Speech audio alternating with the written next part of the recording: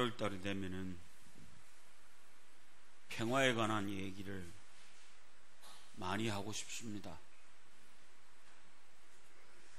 요즘 와지면서 더욱 우리는 평화가 얼마나 귀중한지 마음속으로 깊이 생각하고 있는 그런 시간들이 우리에게 왔습니다. 북한의 미챙이 같은 놈은 핵을 가지고 장난을 치고,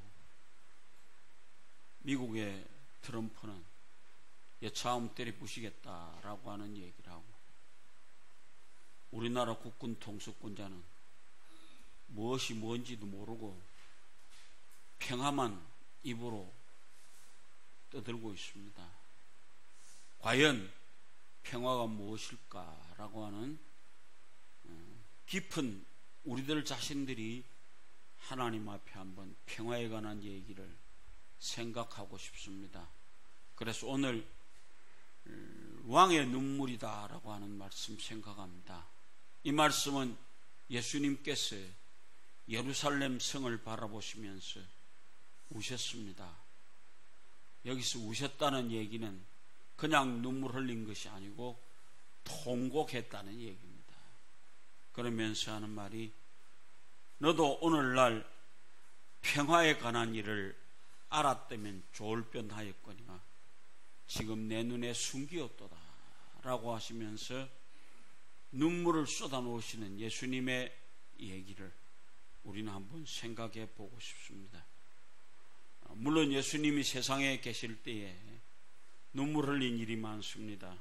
우리 잘 알다시피 친구 나사로가 죽었을 때 그 나사로의 무덤 곁에 가서 울었었습니다. 여기서 흘린 눈물은 소리 없이 고요히 흘러내렸던 그런 눈물을 얘기를 합니다. 흔히들 이 눈물을 동정의 눈물이다 그런 얘기를 합니다. 근데 예수님께서 예루살렘 감람원의 산에서 내려오시면서 오늘 여기 예루살렘 성을 보시고 우시는 모습, 단순히 눈물이 아니고 통곡할 만큼 예루살렘 성이 평화에 관한 일을 몰랐다라고 하는 것입니다. 여러분, 우리는 평화가 무엇인지 알고 있습니까? 한 번쯤 우리를 향하여 겸손하게 평화를 생각해 보는 시간들을 갖기를 원합니다. 여러분, 평화가 뭔지 아시느냐 이 말이에요. 평화는요, 어떤 힘에 의해서 존재하는 것이 아닙니다. 이 평화는 반드시 하나님이 개입해야만이 만들 수 있는 것이 평화입니다. 샬롬이라고 그러죠. 예루살렘이라고는 이름 자체는 샬롬을 가졌지만은 그 성에는 샬롬이 없습니다. 그래서 예수님이 그 성을 바라보시면서 우셨다라고 하는 것입니다. 오늘 우리 대한민국을 바라보시면서 예수님은 아마도 엄청난 눈물을 쏟지 않겠는가. 국군 통수권자라는 사람이 이런 위급한 상황에 자기 휴가는 찾아무어야 되겠다고 끄들먹거리고 나가는 그런 모습을 쳐다볼 때 백성들은 얼마나 가슴을 졸이겠느냐 이 말이에요. 천지도 모르고 사는 것이 아무래도 너무 힘듭니다. 백성은 힘듭니다. 그래서 오늘 우리는 진정으로 평화를 주시는 분을 바로 아는 시간들을 갖기를 원합니다. 그래서 오늘 여기 예수님께서 평화에 관한 일을 말씀하셨는데 우리도 평화에 관한 일을 조금은 알아야 안 되겠느냐, 예수님이 왜 오셨느냐라고 하는 것을 한번 생각해 보겠습니다. 원래 이 평화의 성이라는 예루살렘 성이 성경의 여러 가지 얘기들로 그 이름들을 얘기를 하고 있습니다. 그런데 그 속에는 평화가 없었습니다. 왜? 예수님이 오셨는데 영접하지 않았습니다. 그리고 그 예수를 죽이기 위해서 엄청난 모략과 엄청난 일들이 벌어지고 있는 성이 바로 예루살렘 성이었습니다. 그래서 예수님이 그 예루살렘 성을 바라보시면서 우실 수밖에 없었다라고 하는 것입니다. 그래서 오늘 우리는 다시 한번 예루살렘 성이 이름은 예루살렘인데 샬롬이 없다라고 하는 것 때문에 예수님이 우셨다. 우리도 다시 한번 평화를 사랑하는 민족입니다. 우리는 엄청나게 평화에 갈급해 있는 민족입니다. 해방을 얻어서 해방과 함께 남과 북이 갈라질 수밖에 없었던 것이 무엇이었느냐라고 하는 것입니다. 우리가 우리끼리 어떤 문제를 해결할 수 없어서 북쪽은 소련이, 남쪽은 미국이 어떤 문제를 처리해 주면서 두 쪽이 갈라졌습니다. 철천지 원수가 되었습니다. 6.25 사변이 벌어지면서 북쪽엔 우리에게 밀고 내려와서 여기까지 밀고 내려왔습니다. 낙동강 전투가 만약에 무너졌다고 하면 우리는 아마 공산주의가 되었을 겁니다. 사랑하는 여러분들, 예수 믿는 사람들, 공산주의는 우리를 가만두지 않습니다. 예수 믿는 사람은 공산주의가 얼마만큼 우리하고 반대가 되는지를 분명히 아는 삶을 가지시기 바랍니다. 그래서 다시 한번 예루살렘 성을 보시고 우시는 예수님을 생각하시면서 여러분과 내가 살고 있는 이 땅이 예수님이 오시면 우시지 않도록 우리는 평화에 관한 일을 알아야 되지 않겠느냐. 평화를 가지자고 말입니다. 그래서 평화에 관한 일을 한번 생각해 보시기 바랍니다. 왜 그러면 두 번째로 예수님은 예루살렘 성을 바라보고 눈물을 흘리셨는가? 그거는 예수님이 평화에 관한 일을 몰랐기 때문이다라고 하는 얘기를 합니다. 오늘 우리는 평화를 아는 민족이 되심으로 인해서 예수님이 우리를 바라보시면서 울지 않도록 우리는 깊이 생각해야 되겠습니다. 그래서 바로 여기 그 샬롬이라고 하는 얘기는 평화의 가장 중요한 것은 하나님이 있어야 평화가 있는 겁니다. 핵무기가 천만의 말씀 없시다. 핵무기로는 평화를 얻을 수 없습니다. 그동안의 세계의 역사 속에서 전쟁으로 평화를 얻은다는 아무것도 없습니다. 그래서 우리는 분명한 것이 평화는 하나님이 개입하셔야만이 평화가 올 수 있다라고 하는 것을 기억하시기를 바랍니다. 두 번째로 이들이 예루살렘 성을 보시고 왜 우셨느냐? 권고받은 날을 알지 못하였기 때문이다. 권고라고 하는 것은 뭡니까? 예수님께서 그 예루살렘 성을 병아리가 암탉이 자기 새끼를 날개 아래 품듯이 보호하고 계시는 그 예수님이었습니다. 그런데 그 강렬한 사랑의 의미를 깨닫지 못했습니다. 그렇기 때문에 그들은 바로 하나님의 보호가 얼마나 필요하다라고 하는 것을 잊어버렸기 때문입니다. 기억하십시오. 우리는 분명한 것은 하나님의 보호가 이 민족 위에 있어야만이 살 수 있습니다. 아무도 우리에게 평화를 갖다 줄 수 없습니다. 하나님만이 우리에게 평화를 갖다 주시는 분입니다. 그래서 우리는 평화를 구합시다. 누구에게? 하나님에게. 그 얘기는 하나님이 이 민족의 역사 속에 개입하시기를 원합니다. 이스라엘 백성이 애굽에 포로 잡혀갔을 때에 눈물로 신을 했을 때 하나님께서 그 백성의 기도를 들으시고 이스라엘 백성을 해방시켜 주셨습니다. 지난 주일날 제가 얘기했습니다. 대한민국의 해방은 바로 우리 믿음의 선조들이 눈물 뿌리며 하나님 앞에 간구했을 때 하나님이 우리의 기도를 들으시고 이 민족에 해방을 주셨던 것입니다. 그러기에 우리는 그 놀라운 사실을 기억하시고 그 바로 하나님이 원하시는 바가 무엇인지를 깨달을 수 있는 사람들이 되기를 원합니다. 그래야 그게 진정한 평화가 찾아올 수 있기 때문입니다.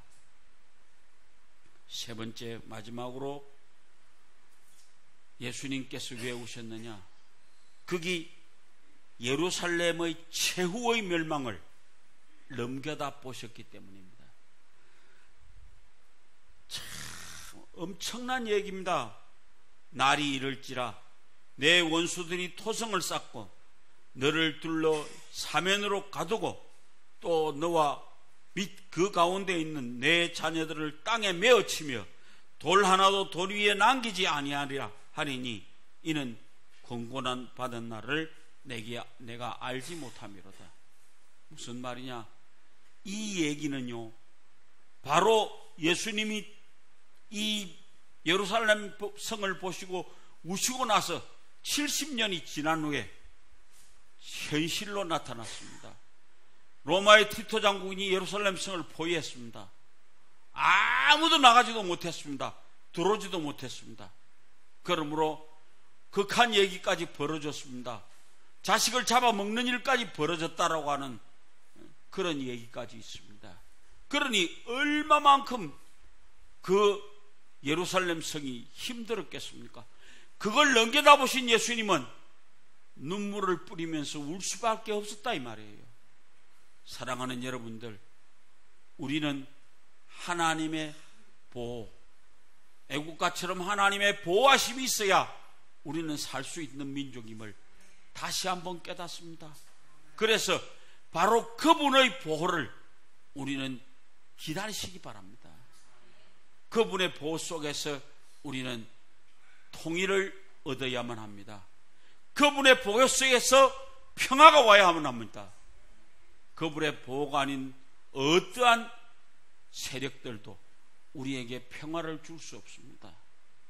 엊그제 문재인 대통령이 100일 됐다고 무슨 기자회견을 합시다. 그러면서 하는 말이 대한민국에는 전쟁이 일어나면 안 된다.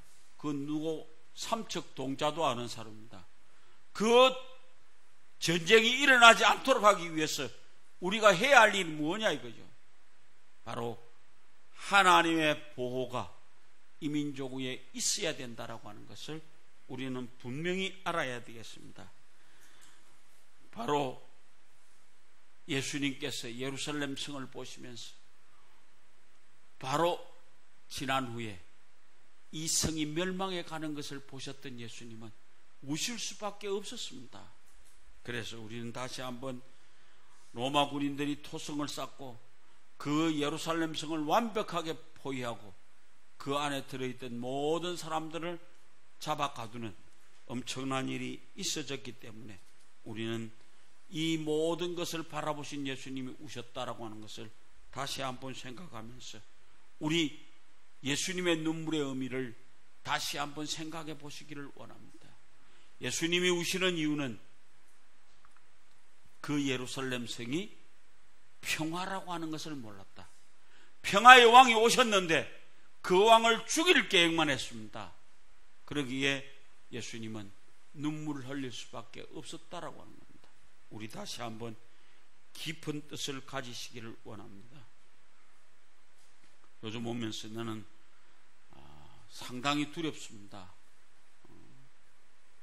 미사일 협정에 의해서 무언가 일어날 것만 같은 그런 절박한 상황이 이 민족 위에 왔습니다.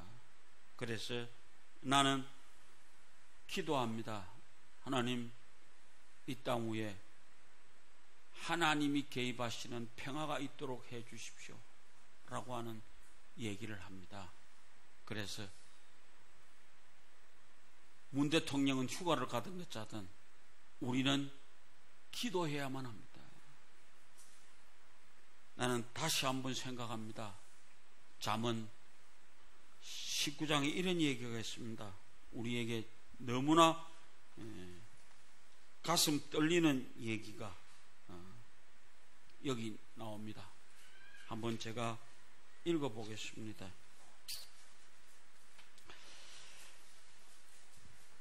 19 9장입니다.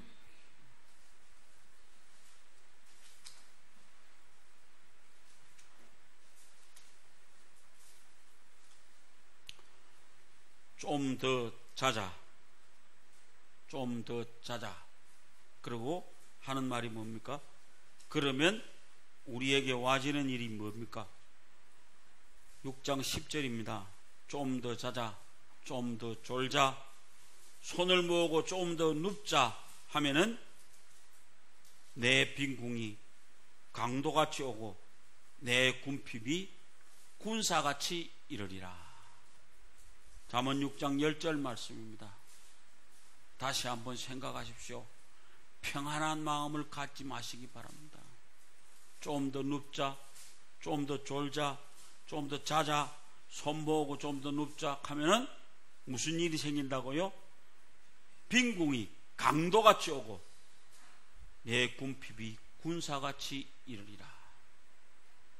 우리의 가슴 속에 꼭 필요한 얘기입니다. 잠언 6장 10절 말씀을 기억하시면서 우리 깨어 있읍시다. 그리고 기도합시다. 하나님이 이 민족 위에 깊이 개입해 주시기를 원하는 그런 뜨거운 마음을 가지고 우리 평화에 관한 일을 위해서 기도할 수 있는 사랑하는 여러분들 되어지시기를 주의 이름으로 부탁을 드립니다. 하나님 아버지, 은혜를 감사합니다. 그동안에도 이 민족을 사랑하시고